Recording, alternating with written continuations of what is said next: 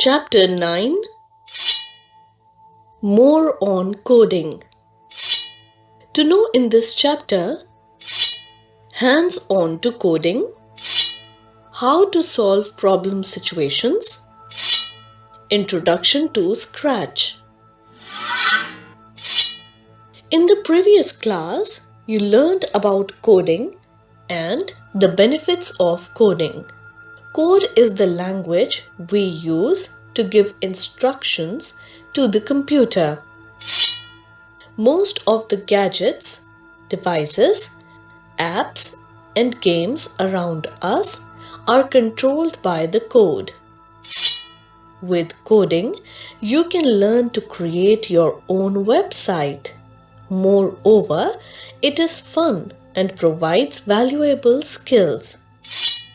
But do you know that if you want to create a program with codes, it is necessary to have problem-solving skills?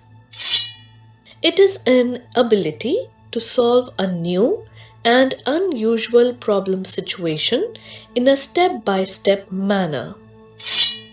We have given below some problem situations which you might face in your everyday lives. Let's find out if you can solve it. Situation 1. It is your younger brother's 3rd birthday next week.